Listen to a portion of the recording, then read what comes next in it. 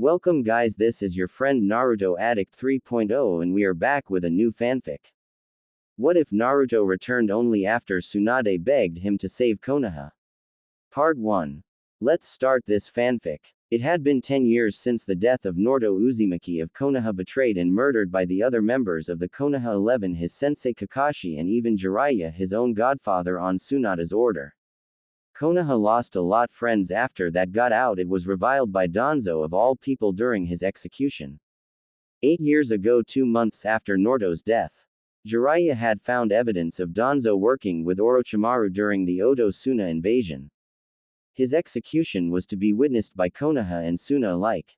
Danzo's wooden arm with the Sharingans as well as his right Sharingan eye after being discovered upon his standoff at the hands of the Uchiha and Sannin did it really become apparent just how crazy Danzo's fanaticism had made him. The Uchiha and Senju wanted to lynch Danzo right then and there for his perversion of the family's bloodlines, but Shikamaru stopped them, saying the best way to get even was for Konohagakure as a whole to want him dead, and they still needed to know what else Danzo knows. Maybe Orochimaru would be next to be taken down. Tsunade begrudgingly agreed. The idea came after by the Konoha council, mainly the civilian side, to invite Suna. The idea was that witnessing Danzo's death might make their alliance even stronger, knowing Konohagakure does not suffer a traitors to their friends even in their own ranks. This would backfire in Tsunade and clan heads' opinion, but were outvoted. Konoha Council Chambers day before execution. Tsunade was sitting in her chair in the center of the council. Gaara was to her right in equal sitting. Jiraiya was to her left, standing arm crossed, though hiding it quite well, the guilt of what he had done to Naruto. The depression still clear in his eyes, even if the glare he pointed at Danzo helped hide it. The advisors to the Hokage Homura and Kaharu were there as well, not looking too happy at seeing Danzo. When the evidence of Danzo's deeds were brought to light, the two quickly abandoned him out of such hatred and shame of him and for themselves that they gave Tsunade their retirement forms, saying that they couldn't believe they helped such a madman for such a long time, and recommended Shikaku Nara to be their replacement. Tsunade agreed this would be their last day as the Hokage's advisors, counselors of Konoha and honored guests of Tsunagakure. Today we see Danzo Shimura pay for his crimes against 2 of the 5 great shinobi villages. For Suna, Danzo's crimes are aiding and abetting with a known traitor in the murder of Rasa, the 4th Kazekage of Tsunagakure and father to the 5th Kazekage. And for Konoha, adding known traitor Orochimaru in assassinating the 3 Hokage Hiruzen Saratoti. Adding Oto in Oto Suna invasions of Konoha. Kidnapping bloodline users for Root. Not disbanding Root program even when ordered to by the 3rd Hokage. Danzo, how do you plead? Tsunade said. Danzo looked at Suan, then Jiraiya, and finally Gaara, and began to laugh. Danzo hadn't laughed since before the first shinobi war almost 60 years ago, so it came out more like a raspy cackle. It scared many counselors in the room, but as quickly as it came it stopped. Hokage-sama, all I've ever done was look out for Konoha. I am the root that keeps the great tree standing at all cost. You, Jiraiya, Kakashi and the Konoha 11 have done that as well the day you killed Naruto Uzumaki. Tsunade and Jiraiya's eyes widened. Danzo was supposed to have a seal on his tuft to keep him from spilling SS rank secrets. Jiraiya did this personally. The council and Suna officials shocked. The clan heads didn't even know about the assassination. It was an SS-racked mission from the Hokage herself and can't be divulged to any one family included. It made them realize why their kids were a whole lot quieter. The official story was that Naruto was on a long-term mission. He was later found dead. They even had a core made to look like Naruto that Jiraiya had discovered later, but before that it was also going away to flush out the Akatsuki that were looking for the Kyuubi outside the village undefeated while they had the chance. Silence from the spectators, then a rush of cheers from the civilian council of Konohagakure and anger from the Tsunagakure shinobi. Gaara was shocked, angry, sad at hearing not only Danzo's words, but the cheers of the council that it make him unbelievably mad. He festered for him. If he wasn't the man, he was now a Kazekage with friends, family, comrades, with a village depending on him. Blood would have been spilled, but in loud of that. Gaara shouted. Hot. The ki flowed through the chamber. Sand appeared everywhere, but as it was stated, Gaara is now of a higher standing and in control of his emotions. For the most part, the sand fell back to his gourd ki, if only barely vanished. Tsunade Senju after Danzo is sent to hell where he belongs. We will have a very long discussion about this outrage and why Suna and Konoha should still be allies. Tsunade would have spoken but Danzo beat her to it. Are you really going to take that from a rival Kage Senju? Alliance or not, every village is still a potential enemy, even every shinobi in this village if not trained correctly is a threat to its power. Silence Danzo. Tsunade screamed. You don't get to make clams like that, not after everything you've done. You are nothing but a bitter vindictive old man who will never be the Hokage of Konoha. Danzo narrowed his one good eye at Tsunade. Maybe Senju, but I've been running the village's protection as the Dark Hokage for years. Since the supposed god of shinobi became a glorified pencil pusher doing what must be done. Everything from military activity to assassination to unauthorized recon without Hiruzen looking over my shoulder. I am what the Hokage, what you should be, eliminating threats both foreign and domestic, serving the village by making it the most feared and powerful. If I was Hokage, Genin would be trained from day one. Doing at the very least C-ranked missions and do away with those stupid D-ranked ones that turn shinobi into more of a novelty than the warriors they should be, but instead they paint fences and chase cats around. Hardly what I call work for soldiers that were trained from their first day in the academy on the best ways to kill, learning about the art of the shinobi only to be caretakers and farm hands and animal control. It disgusted me to no end. Danzo said the last part through his teeth. Tsunade anger showed. What would you have done then besides start a war with the world to prove your strength? Danzo's face and voice lacked anything resembling emotion. I would have put an end to the farce of shinobi with humanity and used Tobirama sensei's teachings. He had better understanding than Hashirama-sama ever did that victory comes with a price, sacrifices must be made. I learned that lesson well in the first war. One lost a lot of friends and clansmen. He looked to his right side. I learned that day that as Hokage you must put aside all emotions, all attachments to do what needs to be done and sacrifice what you need to sacrifice in order to active victory, even going so far as to let Orochimaru amputate my arm and remove my eye and replace it with what you called an abomination of science and God. I called it progress. I did it all for the sake of the village I love and would do anything to protect, even at the cost of my very body and soul. That is what all Konoha shinobi should be.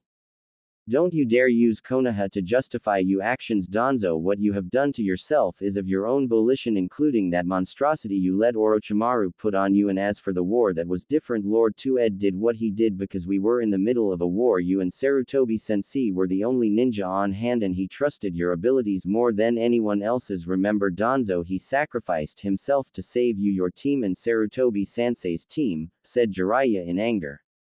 I know he did, boy. I was there in the trenches before you could walk. I know war, its faults and its uses. Tobirama sensei made a mistake as a leader. He should have sent Sarutobi out and saved himself so he could come back and destroy Kumo full force later and show the power of the great Konohagakure, but instead he sacrificed himself, and not but a month later talks of peace with the very person that killed our Hokage, your uncle. Danzo looked at Tsunade with distant. Why didn't you volunteer to hold them off back then, Danzo?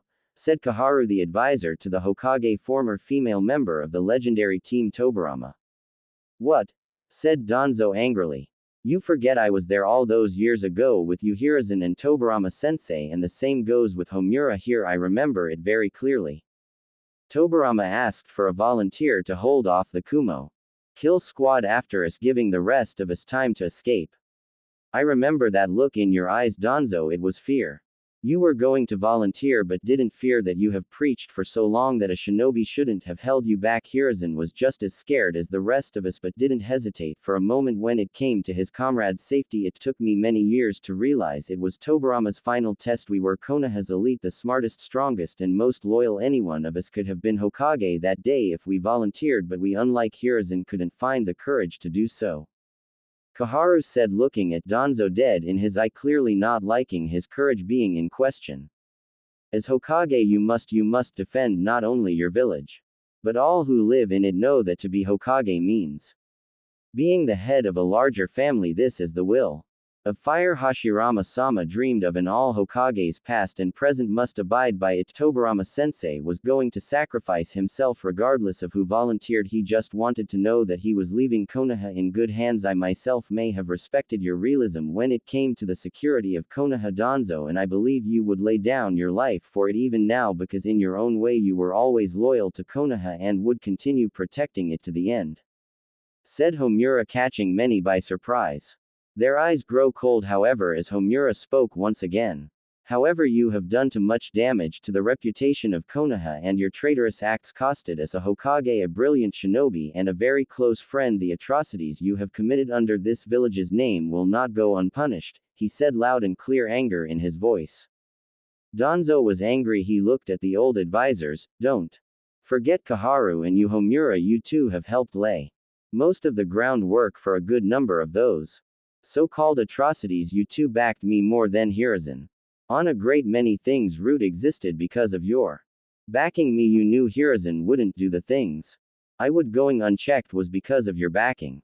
The funding you gave me for all these years and convincing these good-for-nothing counselors to outvote many of the Hokage's propositions as allowed me to come this far. You and Homura have been nothing but tools going against your so-called friend for over 3 decades. You knew Hiruzen was getting old and lost much of his flame as a shinobi. He could have killed me when me and Hanzo teamed up. He could have killed Orochimaru when he attacked, but Hiruzen was weak and wouldn't kill his one-time student. And as for my not volunteering all those years ago, that one act of hesitation on my part turned me into what I am today. I have spent years making up for it, so much so you joined me instead of you, best friend." The two aging advisors lowered their heads in shame at that. Danzo was right. "It's a pity, Tsunade. When you took my advice on Naruto, I was almost starting to see you as a real leader and Jiraiya as a real shinobi. Shame not even the protection of the very village your family created, fought and dead for is not good enough for you." That got Gaara's attention. "What do you mean advice? What did you tell Senju?" Tsunade ignored Gaara, not using her title to stop Danzo. "Anbu," she yelled. The Anbu speeded towards Danzo, but where? Stopped by sand. "Kazahage Dono," Tsunade shouted to try and stop Gaara, but the look in his eyes froze, not just her but all in the room, Konoha and Suna alike. Though not directly at her, she could still see it. Gaara with his sand flowing all around the room, chin resting on his crossed hands, elbows firmly on the table, calm yet cold, eyes frozen in a chilling sense of malice. "Danzo, it is taking a lot of my willpower not to revert to my past self, the one that struck fear into the very fabric of my own people, the self that almost justified the bigotry Jinchuriki have faced. It was this past self of mine that almost distorted this village, if not for the efforts of one man, a man that saved me from the darkness, that helped me overcome and be what I am today, and this is the man you claim to have a hand in the death of. So tell me, Danzo Shimura of Konohagakure, what did you say to Tsunade?" His voice and deeds from the past echoed in the minds of all in the room and set shivers up their spines, yet Danzo was calm and collected. Danzo gave Gaara his same indifferent expression he always had and spoke. "I told Tsunade the truth. Naruto was growing to be the danger he was always going to be to the village without proper guidance, but how I said it to her and what she found out when I was captured are different," Danzo said vaguely. "What do you mean by that?" The Kazekage said, eyes locked onto Danzo's very soul. "I told Senju of the degradation of Naruto's seal. After some long and costly research, I discovered that even though Naruto can take the Kyuubi's chakra whenever he liked, he didn't, because prolonged exposure to that level would destroy his body and would allow the Kyuubi to take over, and the seal itself was used on the fly. As they say, it had way too many drawbacks, but there was a failsafe the fourth Hokage put in the seal. If Naruto was killed by unnatural means, the Kyuubi world die with him, or at the very least it would rip the monster apart to the point where it would take centuries to reform, if at all it was true. But as I said, Naruto rarely used the Kyuubi unless pushed normally into a uncontrollable rage. You've seen it, Jiraiya. Same with Hatake Uchiha and Haruno. Scary, isn't it? Now imagine what 16 years of bottled up anger from almost 2 decades of beatings, hatred and ignorance from your own people every day of your life. You know that very well, don't you, Gaara?" Quote. What Danzo said made sense to many civilian counselors and the clan heads. Danzo looked at the people and smiled. It's funny if Naruto was given to me to begin with, none of this would have happened. He would have been the weapon he was born to become, but because of Hensen's weakness and the village's bigotry, Naruto became a clear threat. I never wanted people to find out about his tenet for this very reason. Root, however, would have been his home with like-minded people who respected power and the chain of command. Naruto could have showed his true potential. I wouldn't have cared just about his tenet. He would have been trained by the best in all forms of combat, not just his power from the Kyuubi. Naruto could have been a Jonin captain by now and very well have succeeded me when my time to leave this world came. His potential could have been limitless like his parents. Tsunade's eyes widen. He wouldn't, she thought. And who would they be? Gaara said before Danzo could say. A fist flew past his sand and into Danzo's face, shooting him to a wall. It should have knocked him out. That fist belonged to Jiraiya. I've heard enough from you, Danzo. Jiraiya shouted angrily. You have disrespected our Hokage's Konohagakure, its allies, and know you want to leak more S-ranked secrets. Not anymore. Tonight I'm going to seal that mouth of yours shut. Go a proper this time, then tomorrow you're going to die in front of the village you disgraced with your actions. An angry Jiraiya yelled. Danzo, with blood leaking down his mouth, chuckled. What's the point of it being classified anymore? Jiraiya, are you afraid that it will show just how much of failure you truly are as a sensei and as a shinobi? He said, smiling, then whisper so only Jiraiya could hear. Or even as a godfather, that stunned Jiraiya, making him wince in guilt. Take him away.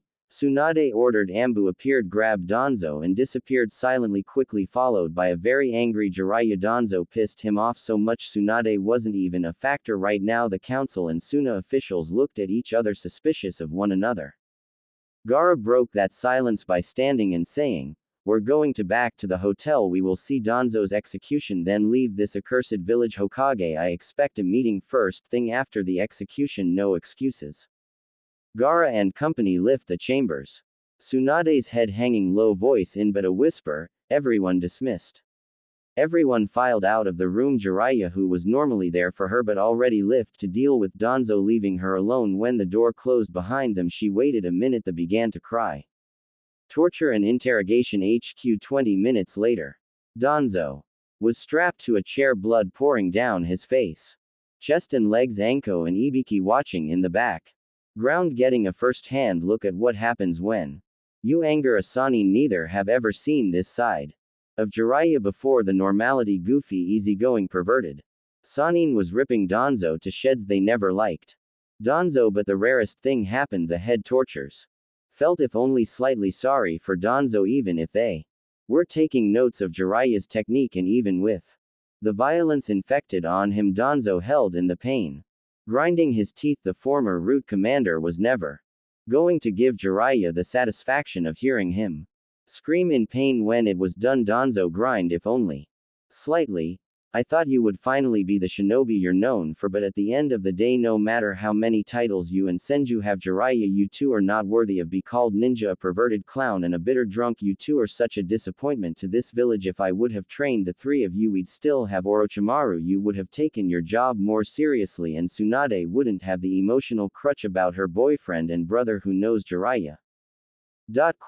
He said with a smirk. You might have even had a chance with her. Jiraiya's fist hit Danzo in the face, breaking his nose, knocking him out. Shut the up.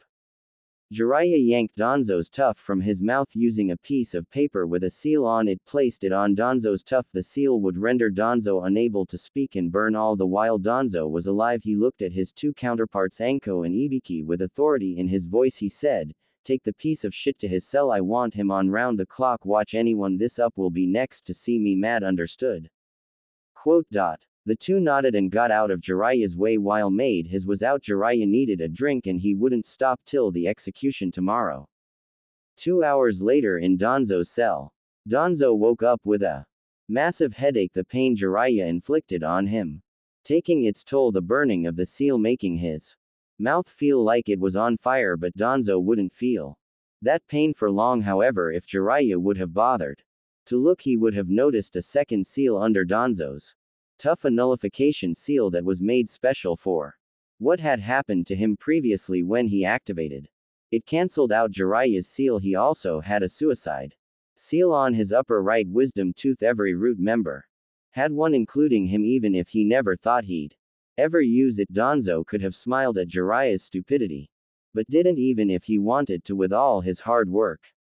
Undone with his sacrifices in vain abandonment by the council and his closest allies the Hokage's advisors. Homura and Koharu. Danzo had nothing to smile about. For decades he had been in Hiruzen Sarutobi's shadow. Doing everything he couldn't and wouldn't do as Hokage. Putting his honor to the side for his bigger picture. Of making Konoha his home, his village, the most powerful force in the world, and he could not let anything stand in the way of that. Not a rival village trying to conquer or destroy Konoha, or the weak-willed and minded fools in it trying to pacify his village either. Danzo had done everything to stop these things his whole life, and what does he get? Executed tomorrow for treason. Him, Danzo Shimura, Konohagakure's most fearlessly loyal shinobi, then find destroy his village, ruin his legacy, everything he had fought for. He, the last surviving Shimura, will use this to let them all know what they have done to the son of their greatest hero, the fourth Hokage. Day of Danzo's execution. Danzo was walked down a path made between a crowds waiting to see the traitor die. He long stopped his false limping and walked perfectly fine, his one good arm tied behind his back to a rope around his waist, his one eye looking forward to the pole he'd be tied to. Tsunade to the right of it, Jiraiya to its left. Danzo's trademark pure neutral look was on his face. A civilian and shinobi alike shouted, "Traitor!" and "Disease of Konoha!" at him. It didn't surprise him to see Homura and Koharu closely watching the two aging advisors and former teammates of Hiruzen. After hearing the Danzo once worked with Hanzo the Salamander in an assassination attempt against Hiruzen, the two wanted Danzo dead. They may have not have always agreed with the Hokage, but that didn't mean they didn't respect, care, or wanted their oldest and dearest friend dead.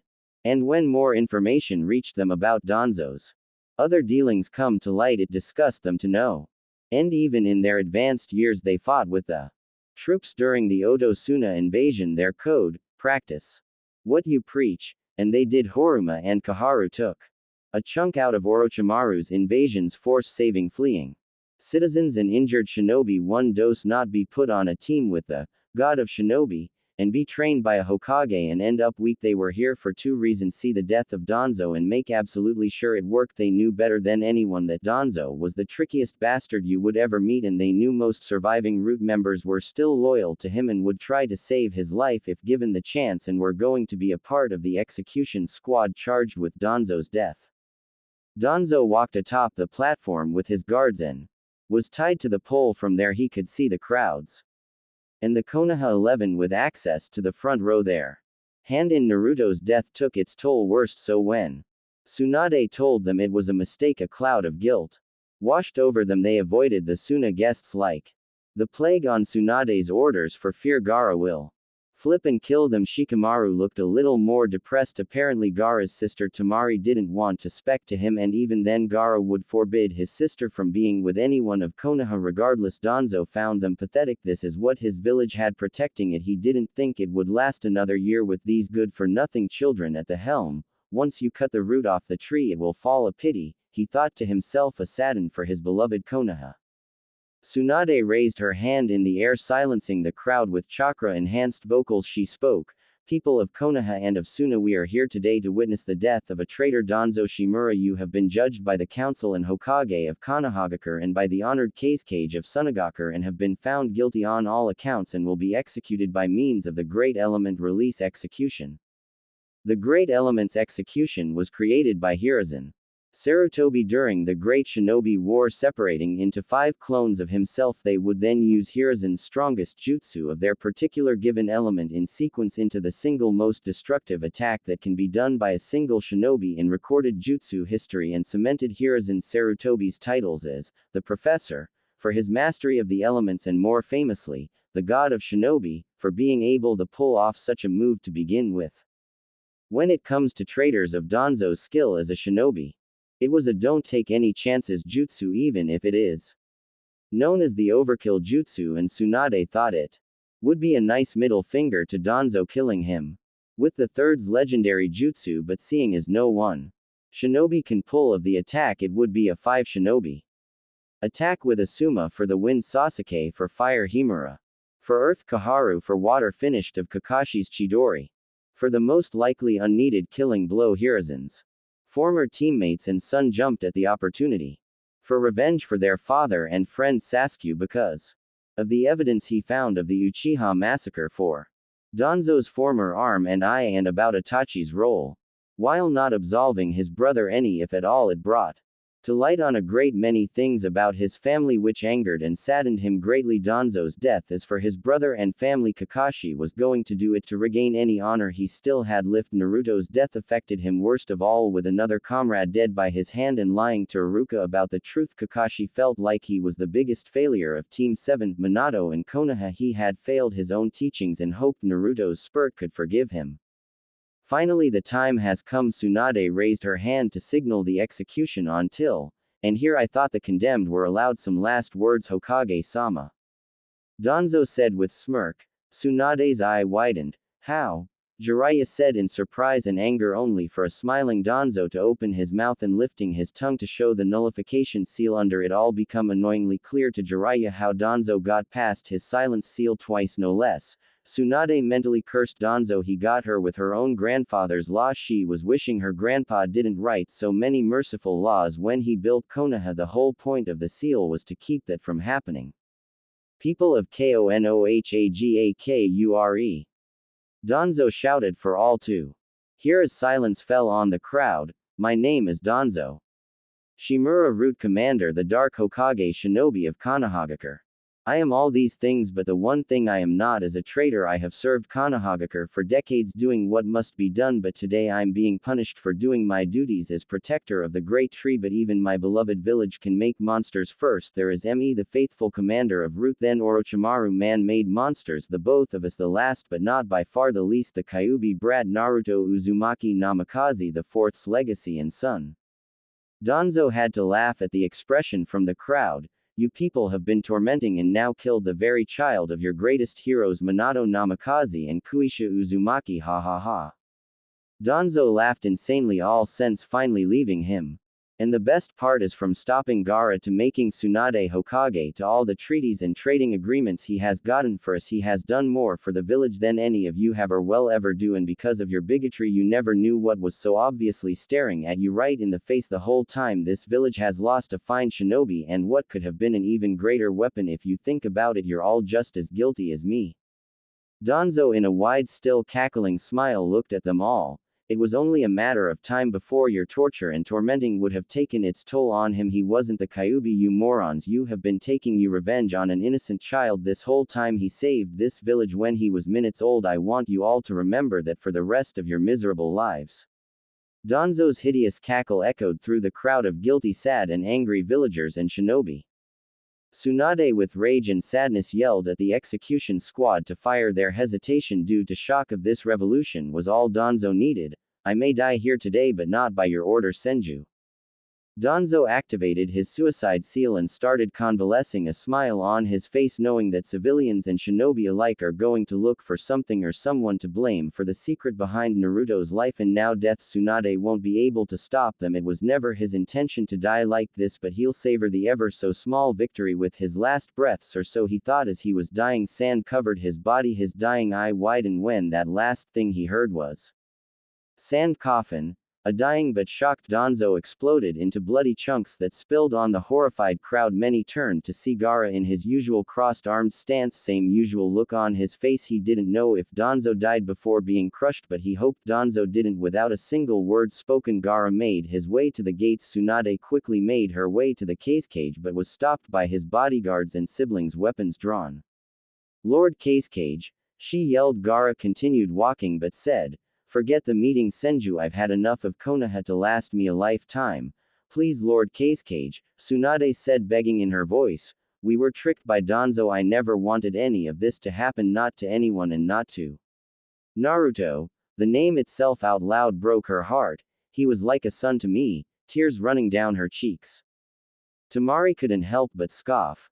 "Some mother you are then. Naruto saved my brother's life and saved your village more time than I doubt any of you could count, and this is how you replay him."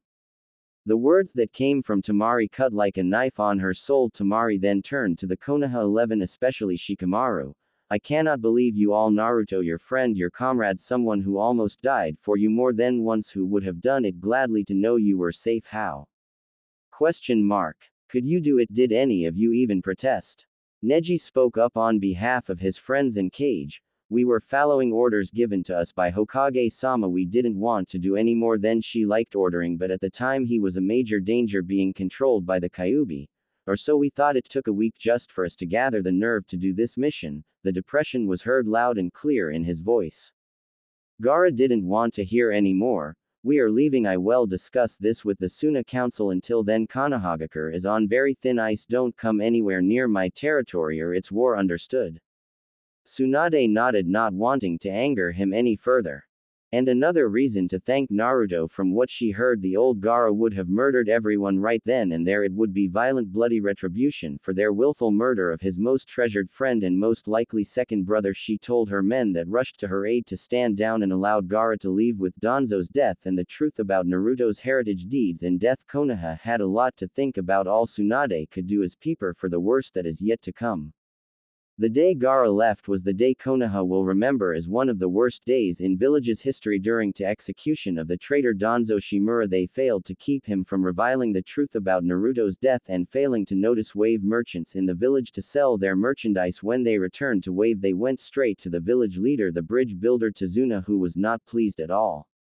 The Konoha-Suna alliance was still active, manly due to the Kage's brother Kankuro. After explaining to Gaara that as much as he himself hated to defend the village after what they did to his brother and leader's best friend, Gaara had to understand that one ninja, no matter how great of a man he was not a good enough reason to abandon Konoha. Kankuro's reasons were more for military backing in times of war. Suna didn't fully recover yet from the losses of the Suna-Oto invasion, and Konoha did sign a new treaty after that. So Gaara could consider Konoha and Suna, even Kankuro was to oversee the new treaty to be signed on Gaara's behalf. Believe it or not, the makeup-wearing puppeteer can be a very good negotiator when he needs to be. This new treaty ensured Konoha would back Suna but also give the Kage all missions coming from Spring Country with no hassle from now on, and the resource they needed at a lower price. Konoha was backed into a corner with their old contacts and allies disappearing, and rumors of a war with Iwagakure. After hearing Konoha didn't have a Jinchuriki anymore and had to agree, Konoha was still the strongest village, but the Naruto incident, as it is called, cost the village a fortune with non-military countries that Naruto had a hand in, and lost respect from military villages for being so easily manipulated into killing one of their own, even though it was the son of the hated Yellow Flash and the Red Devil. It actually made it worse. Iwagakure would have tried to kill Naruto if they knew who he was. That much is true, but figured the son of the Yellow Flash would most likely be Konohagakure's version of royalty, so they were shocked to say the least, but saw an opportunity for a takeover of their most hated enemy now that they were short in legacy and, more importantly, a Jinchuriki. Kumogakure the Rikage did respect the fourth Hokage even though he wouldn't admit it, and his blood brothers with a Jinchuriki like the Rikages before him as while. So hearing such treatment of the fourth son disappointed him greatly. This realization just how far Konoha has fallen. Kurigakure was too busy fighting a civil war to care much about it, but still news travels fast.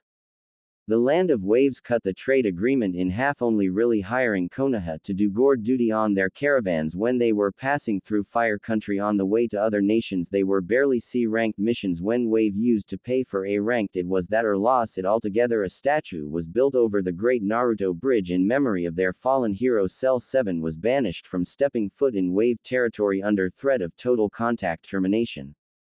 Spring's daimyo Koyuki Kazuhana gave all her country's missions Sunagakure. Following word of the Naruto incident, she didn't outright ban Konoha from Spring lands, but she did use her old contacts in the filmmaking industry to put an embargo on movies going to Konoha, costing the village a little bit of revenue because they're one of the only places in Fire Country that can accommodate a movie theater. The financial crisis got so bad for the first few years after the war that the council outvoted the Hokage. When it came to dipping into the joint Uzumaki Namikaze bank account, seeing as there was no living relatives for the money to go to, it saved the village but depleted it altogether. Jiraiya was heartbroken, using his dead students and wife's funds and his now deceased godson's inheritance to save a village he was starting to despise. Even worse, some counselors were found dipping into those funds for their own gain. Jiraiya's anger was stuff of legends after that. The once known Konoha 11 were now known as the Kyuubi killers to many in the village, who, even knowing of Naruto's heritage, they were still happy now the beast was dead, and to many others like the Ichiraku family, the traitor 11, the knowledge of what they have done hunted many of the legendary ninja.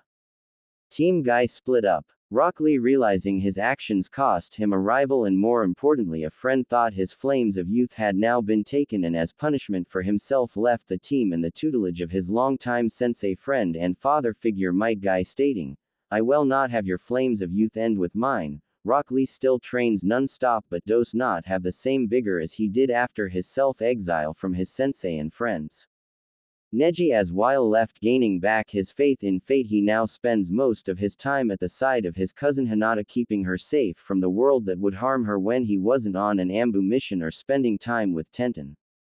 Tenten spends most of her time as a blacksmith. She still takes missions and has joined Anbu. She didn't really know Naruto personally outside the occasional mission, but to see what he did for Neji and Lee made her sad. Depriving the world of such a positive presence to those around him hurt her. She still trained with Guy but noticed the loss of his students hurt her. Normally over the top teacher to no end. Team 8 depression and new goals. Hinata couldn't believe the news following Danzo's execution about Naruto. She loved him like no other and always saw a hero in the making and a future Hokage she would follow no matter what, but when informed by Tsunade about Naruto being the Kyuubi Jinchuriki and ordered for the mission to assassinate him to prove her loyalty to clan and country, Hinata couldn't believe it was she being manipulated by the Kyuubi the whole time. Was Naruto being controlled by it? If so, when? She couldn't believe it, but she trusted the Hokage. It hurt her more than anything to help in his murder, even more to find out it was for no reason, just a paranoid delusion of Danzo. She cried in her room for weeks on end. Even her father left her alone but came out with a sense of purpose. She vowed to change her ways in Naruto's memory by any means necessary. Eventually she beat her father in combat and became the new Hyuga clan head. Kiba may not admit it easily, but he saw Naruto as many thing a friend, a rival for Hinata's affection, and most importantly a member of his pack. It's the Inuzuka clan's way of making an outsider feel like family. He may have picked on Naruto from time to time, but that was Kita's way of showing brotherly affection for the blonde. After word got out, Kiba fell into a depression, only really holding it in until he and Hinata would meet privately. He wasn't trying anything, he just wanted to comfort his longtime teammate and friend. He vowed to ensure the safety of the pack by any means, going so far to make it a witnessed blood oath. Shino, much like Kiba, saw Naruto as a hive member. The Abarames, much like the insects they carry, believe that one must never betray the hive. To do so betrays one's very being. Shino's only comfort was that the Hokage, the queen, ordered his death, and like the good soldier he was, he followed those orders. Shino still had his emotions hidden like always, but to an Abarame he might as well be screaming his pain to the world. He also joined Ambu as a means of escape from his day-to-day. Team 10 overworking. Shikamaru did everything in his being to forget about the tragedy he took part in. The formerly lazy Nara has been putting all hands on deck. He has put everything he has into his training, his skills in strategy, and helping his father in being the new Hokage advisor. Shikamaru hasn't stopped for the last couple of years. People assumed it was so Shikamaru can be Konoha's ambassador to Suna, but he and Tamari haven't talked since she left. Ino become a full member of T&I in good standing since the Naruto incident, taking her job very seriously. She ditched her ditzy persona and has spent her time working. Choji wanted to quit being a shinobi altogether and only really stays because of his clan name and for his best friend Shikamaru's sake. He has since been working as a cook at his family restaurant. When not on missions he dropped 50 pounds due to his lack of eating since the incident. Despite the Akamichi's will and works more on his political education. Team 7 undermanned, overcompensating. Sakura spent her days crying privately in her home by night and giving a warm smile to patients by day. She continued to work in Konohagakure Hospital, focused on only her work. She took Naruto's death very hard. She reflected on her treatment of her teammate as kids, then comrades, then murderer and victim. She couldn't help but realize She was nicest to him the days before his assassination at her hands. She hasn't spoken to anyone in quite some time, expirations being her parents, her mother for her kind words, and her father doing everything in his power to see his little girl smile again. Sakura as continues to train with Tsunade, but now just for medical reasons. The Konohagakure suicide rate went up from shinobi that mistreated Naruto, who severed with the late Uzumaki and Namikaze. Sasuke only really showed by chance while on a mission from Otogakure when he bumped to the Konoha team when they were about to kill Naruto. Regardless of his shock at the situation, he saw a chance to strike. He wanted Naruto dead for the power it would bring him, but Naruto, in a way, had got the last laugh. Naruto had a knife strapped behind his waist when Sasuke unexpectedly showed and stabbed Naruto with his sword. The blade Naruto had slashed upward, taking one of the Uchiha's legendary eyes before falling to his death off a cliff into the river below. The pain Sasuke felt was enough of a distraction for Jiraiya to knock him out. He was brought back to Konoha and placed in a cell for his crimes. He was there for 3 months. When he was brought before the council, Sasuke had to choose between swearing full allegiance to Konohagakure, have a seal placed on him preventing him from ever trying to escape the village again, and help take down Orochimaru, or be executed for his crimes right then and there. He chose life. Since then he has done everything and anything to prove his loyalty and has started to feel guilty over the death of his one-time best friend. Sasuke has been a recluse when not on missions. He proved his loyalty after his fight with Danzo when he saved the Hokage's life. He is now an Ambu captain. Kakashi rejoined Ambu for a time but quit following a dispute with fellow agents. He was placed on leave from duty and has been seen wandering around the village looking lost and depressed, finding out he killed his sensei's son. He has been forced into therapy. Tsunade did not want another Jiraiya Sanin trail of self-destruction. Tsunade's order to send the Kyuubi killers on the loyalty test in the way of the assassination of Naruto Uzumaki damaged her job and life. Trying to do right by Naruto's name, she had a tombstone made in his honor and a funeral. Even though Naruto's body was never found, she would send Konohagakure's best trackers, but no successful finds. She wanted to quit being Hokage, but in Naruto's memory she stayed. She has since quit drinking on the job, even though she lives with the hell of a clear mind when doing it. Jiraiya has taken to the drink like an old lover. Is almost never in his right mind and has been having recurring dreams of his student Minato and Kushina attempting to kill him. Has had multiple suicide attempts after the kicking from Tenchi Ichiraku. Of all people, he has since been forced to move into Tsunade's houses so his teammate and help him battle his depression. He has also destroyed the blueprints for the seal he used on Naruto to stop the Kyuubi. The Init Jinchuriki seal has been sought after since, to his great shame and displeasure. Orochimaru would have most likely laughed for days about what happened to Naruto if it wasn't for losing Sasuke in the process, and hearing his former apprentice and future host now only had one eye and teamed back up with Konohagakure to kill him. He has since gone totally off the map but suspected to reappear when he can take his revenge. The Konohamaru Corp knew, hated, and goals. Konohamaru was sad, angry, and depressed. Naruto was his friend, his boss, his rival, and brother all round into one. Naruto was the first to see him for more than Hiruzen Sarutobi's grandson and treated him like any other comrade. Konohamaru has on more than one occasion tried to kill Sasuke but continues to lose. Tsunade keeps him from being arrested. He now puts all his time into training and doesn't look at the Traitor 11 as any more than that. His uncle Asuma has tried everything to apologize for the sack for his students, but it fell on deaf ears. His dream has changed form, wanting to be Hokage for the village to being one, so he can't get rid of Tsunade from the position. Moagi follows Konohamaru's lead and feels just as bad about Naruto but has tried to get him off his fixation on revenge. Udon backs his friends but harbors little faith in their future accomplishments. The Ichiraku's out the door. Tenchi Ichiraku was many things in his life: a loving father and ramen chefs. A generally happy and proud man, but before that an lesser known fact was he served Konohagakure, a shinobi, before a knee injury forced him to retirement. Even lesser known information was he was on the same team as Minato Namikaze, which was how he liked it. He didn't fight anymore and was more than proud to work with his daughter every day for the rest of his life. He knew both of Naruto's parents but only realized it after seeing the boy eat ramen like his dad. He even secretly tried adopting him but was unable to. By the third, it broke the old man's heart to deny Tenchi, but he didn't say why. When Jiraiya entered his stand, his combat experience kicked in and in a blind rage beat his former sensei almost to death and verbally did the same. The last thing he did was throw a knife in front of Jiraiya and walked away.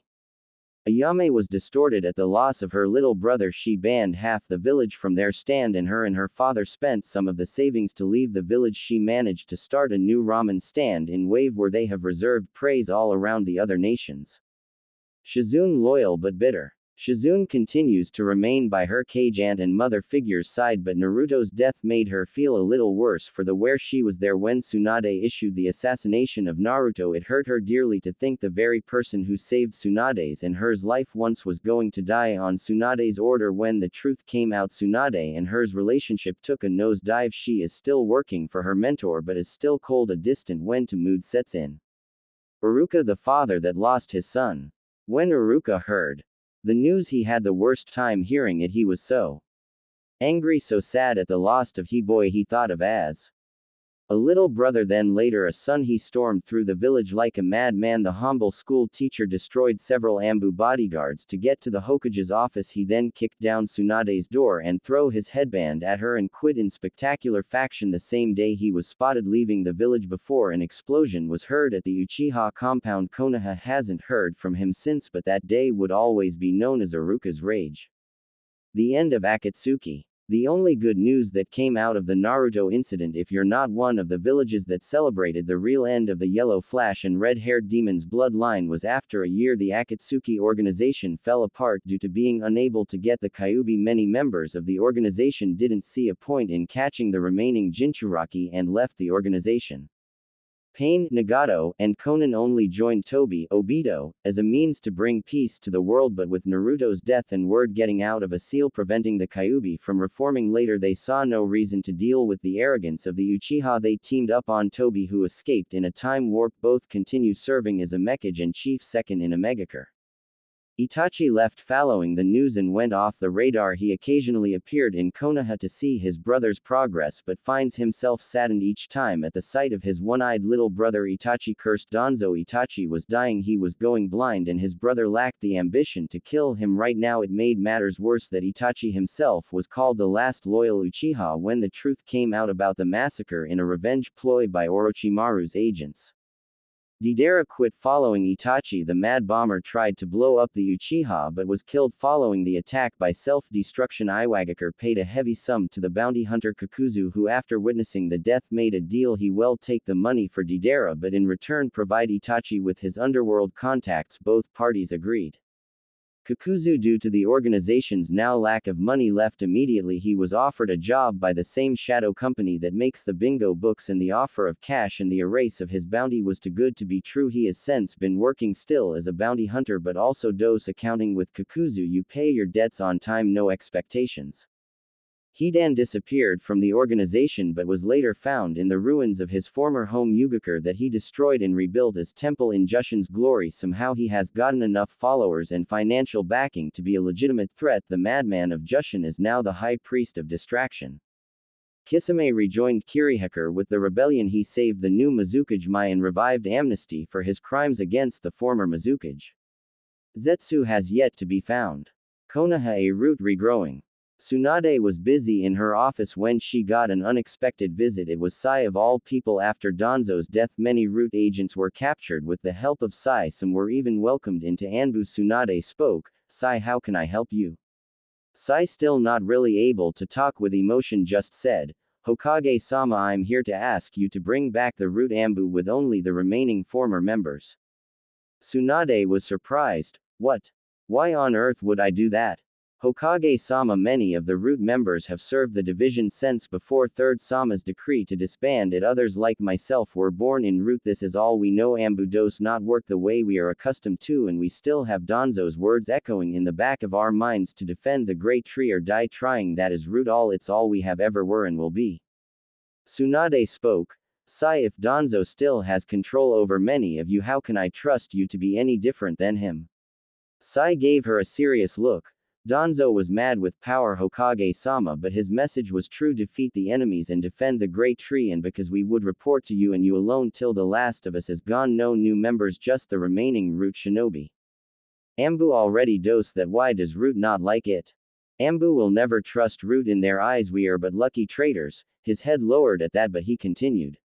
And in Root's eyes Ambu is too soft and slow to act, at least in Root we know where we stand with one another. Tsunade huffed. I'll give the matter some thought and give you my sincere answer by the end of the week. Sai bowed. That's all we ask, Hokage-sama. Sunagakure unfortunately has to forgive. When Gaara returned to his village, he remained calm and cool as his people cheered their Kage's safe return. When he got to his office, however, Gaara went to a liquor cabinet that was behind a secret door in a bookshelf. The first Kage had installed Gaara's predecessor was a smart man, a businessman, and unwavering when it came his people, but even he liked the occasional drink. Gaara wasn't much for the stuff, but he had another reasons for the cabinet. There was a specific bottle he was looking for. When he found it, he took it out and brought it to his desk. He sat there looking at it for a few minutes until his door opened and his brother Kankuro walked in and with a serious tone said, Kage-sama, we need to talk. Gaara nodded without taking his eyes off the bottle. It was rare his older brother used his official title. He only ever said it on business to other villages or in very serious matters. What is it, Kankuro? It's about what happened in Konoha. Gaara's eyes narrowed. I see. As Kankuro sat down, he finally noticed the bottle his brother was staring at. What is it? It is Wind County spiced wine. It's made with the scorched grapes by Wind Temple monks. It's worth a small fortune. Are you going to drink it? No. Then why is it out? This bottle was supposed to be a gift for Naruto. Naruto. For when he became Hokage, I was going to bring it to him and have a celebrity drink. As you know, I very rarely drink, so this bottle was for that very special occasion. Now it will just be a reminder of a dream that will never become reality.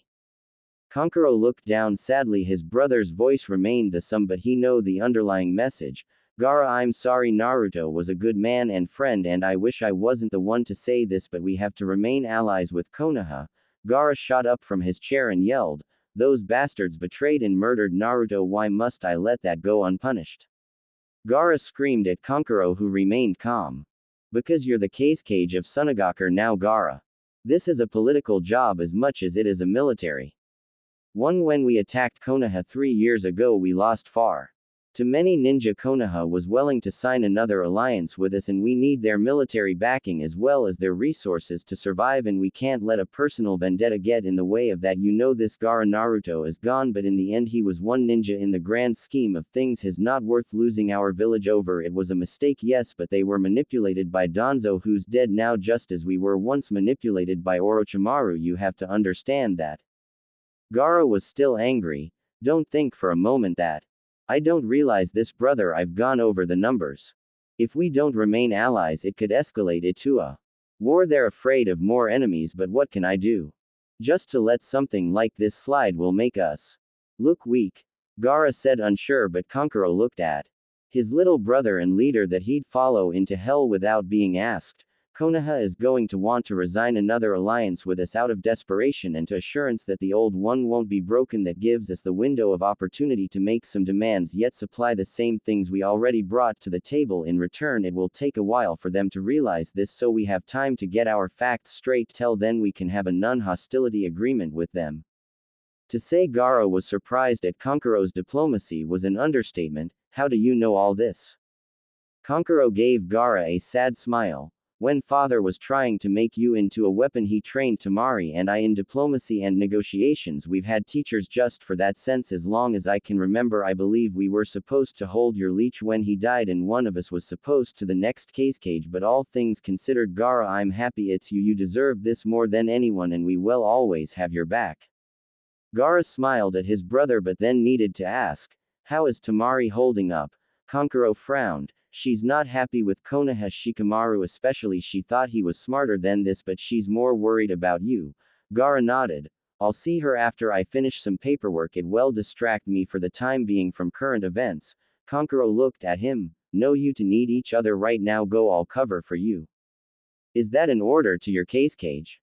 If it needs to be, it's an order from your big brother. Very well, think you can handle it. It's not known as the cage's madness for nothing. I'll be fine. Gaara walked to the door. Suit yourself. As he walked out, Konkura waited for the door to close and give it another minute before he smirked and summoned clones of himself that got to work while he went to take a nap. Over the cures of the last 10 years, Konohagakure as seen war 5 years ago, Iwagakure tried to attack Tsunade.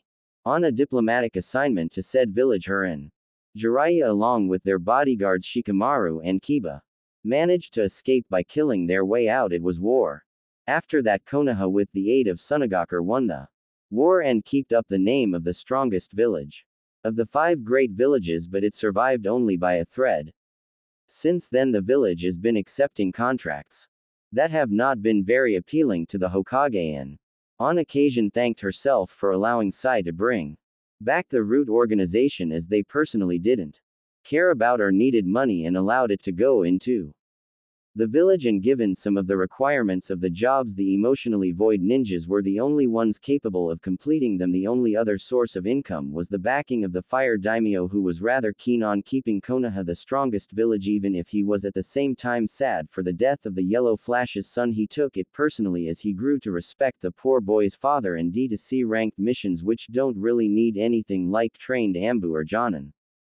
Tsunagakure's case, Gaara, now 26, got some satisfaction in seeing Konoha get knocked down a peg. Learning much about the art of diplomacy from his siblings, he managed to get the support of Kirigakure's new Mizukage, who was impressed by her fellow red-headed Kage enough to sign an alliance. It was enough for Tsunagakure to take Iwagakure's place as the third great village, followed by Kirigakure with Iwagakure for last place, but Kumogakure was still in 2nd and Konoha in first. But still, Gaara's village has never been better. Konoha present day. The date October 10th has had a long, terrible history in the village, from the Kyuubi attack that resulted in the death of the 4th Hokage and his wife Kushina, to the birthday of Naruto Uzumaki and the beginning of almost 2 decades of torment for the boy. Indeed, October 10th is a staple of Konoha's history. As a cursed day, the annual festival and memorial was on its way. The festival was for the Kyuubi attack and the memorial was for Naruto Uzumaki. After his heritage was revealed to the world, there were many who wanted to make peace with what they have done to the child that saved the village, only to be mistreated by the very people he saved. Others unbelievably still didn't believe it. That said, it was Danzo's way of getting back at the villager, that maybe he himself was being manipulated by the Kyuubi into doing the things he did. Naruto's grave was routinely desecrated by these people and mended by others. It caused quite a bit of infighting between the village. On this day of October 10th, the Hokage would get a protection contract for the devil himself. The Hokage's office. Tsunade just ordered some Ambu to arrest some anti-Naruto and pro-Naruto protesters. When Shizune came in, she looked at the Hokage with a little shock and confusion in her eyes, but talked to her as calmly as she could. Hokage-sama, there is someone here to see you. Tsunade looked up from her work and noticed the look in Shizune's eyes. What's wrong? Who is it? I don't know, but a daimyo apparently sent him. He's looking to hire Konoha for protection. Tsunade looked at her longtime assistant and said, send him in. Shizune nodded and waved the person and his guards in and bowed to him and closed the door. At first glance, the Hokage took an instant dislike of him. The person in question was a rather young-looking man. In his mid-20s, he had short jet black hair and same colored goatee and mustache, giving him an older look. He had green eyes that seemed to have a lot malicious about them and a grin on his face that told Tsunade he thought he was better than everyone and wasn't afraid.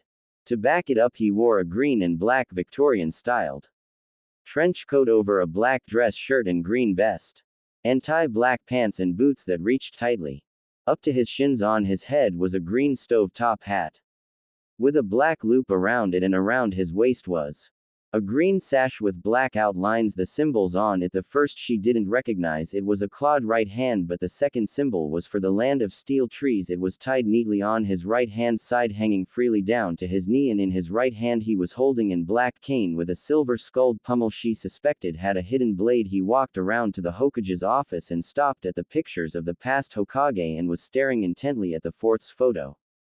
His bodyguards accompanying him wore regular black Suits with matching dress shirts and boots but with green ties and belts, black top hats with green loops, and on their belts were daggers, and in their jackets Tsunade spotted kunai holsters. She had very serious doubts that any of the 4 bodyguards knew ninjutsu or jijutsu, but they were most likely taijutsu experts, and the guy they were protecting was definitely a master of the trade. Tsunade wanted to be careful. She didn't like him, but Konoha needed funds.